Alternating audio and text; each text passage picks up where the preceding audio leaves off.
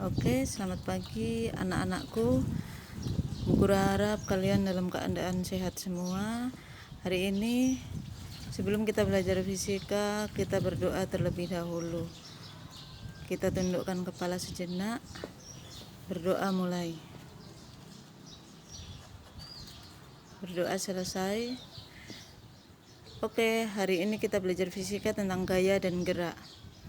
Gaya dapat menyebabkan benda diam menjadi bergerak dan benda bergerak menjadi diam. Kalian bisa buka ya di halaman 33. Hal ini merupakan penerapan dari hukum Newton 2. Gaya pada gerak lurus. Kita contohkan sebuah mobil melaju dengan kecepatan 20 meter per sekon. Suatu ketika mobil tersebut direm hingga 2 detik. Kemudian kecepatannya berkurang menjadi 8 meter per sekon. Jika massa mobil 800 kg, besarnya gaya yang dikerahkan oleh rem adalah, kita tulis dulu, diketahui kecepatan awal V1 sama dengan 20 meter per sekon. Kemudian direm sehingga kecepatannya berkurang menjadi 8 meter per sekon. Jadi di situ V2-nya bukan 2 tapi 8. Silahkan diganti. Kemudian dalam waktu 2 detik atau 2 sekon. Oke, itu T kecil ya. Kemudian tambahkan di situ diketahui massa mobil 800 kg. Karena yang ditanya gaya, maka rumus gaya itu M kali A. Massanya sudah ada. Kemudian A, percepatannya belum ada sehingga kita hitung dahulu. A sama dengan V2 dikurang V1 dibagi waktu, atau V akhir, kecepatan akhir dikurang kecepatan awal dibagi waktu. Kita masukkan di rumus. Kecepatan akhirnya 8. 8 dikurang 20 dibagi waktunya 2. Sehingga dihasilkan 8 dikurang 20 sama dengan, karena lebih besar nilai negatifnya berarti hasilnya negatif. Negatif berapa? 20 dikurang 8 sama dengan 12. Berarti negatif 12 dibagi 2 sama dengan negatif 6. Sehingga kita peroleh percepatannya negatif 6 meter per sekon kuadrat. Nah, kalau hasilnya negatif berarti dia mengalami perlambatan. Di minggu-minggu sebelumnya kita sudah pelajari perbedaan perlambatan dan percepatan.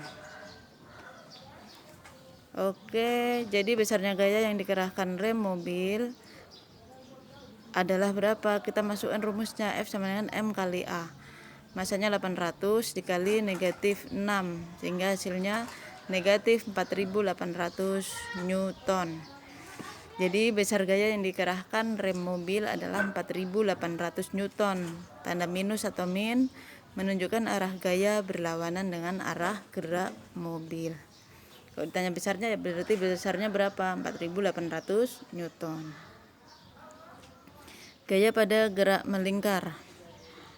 Gaya juga muncul pada benda yang bergerak melingkar. Misalnya, saat kita menaiki kendaraan yang sedang melaju. Saat kendaraan tersebut berbelok ke kanan, maka tubuh kita akan merasakan seolah-olah terdorong ke arah kiri. Hal ini disebabkan karena tubuh kita mengalami gaya sentrifugal, yaitu gaya yang timbul akibat gerak melingkar yang arahnya menjauhi pusat lintasan. Suatu sistem yang bergerak melingkar akan berusaha untuk mempertahankan posisinya untuk tetap bergerak melingkar.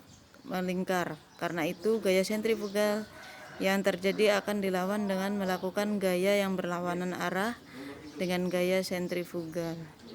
Gaya tersebut dinamakan gaya sentripetal, yaitu gaya yang terjadi pada benda bergerak melingkar yang arahnya menuju ke pusat lintasan. Oke, kita buka halaman berikutnya, halaman 34. Besar gaya sentripetal dapat dihitung dengan persamaan Fs, berarti gaya sentrifugal, sama dengan massa dikali A, massa dikali percepatan sentripetal atau sentrifugal, tergantung yang ditanyakan apa. Kemudian di sini percepatannya A S sama dengan V kuadrat dibagi R. Berarti kecepatan dikuadratkan dibagi R, jari-jari, karena dia berupa lingkaran. Kemudian kita bisa gunakan rumus yang kedua, AS sama dengan omega kuadrat dikali R. Omega kuadrat ini, omega ini adalah kecepatan sudut, satuannya radian per sekon. Ada di keterangan, silahkan disimak kembali. Oke, masuk di latihan gaya dan gerak, kita lewatin dahulu. Oke. Materi bab 2 sudah selesai. Silahkan lihat latihan gaya dan gerak halaman 34. Kita kerjakan nomor 2.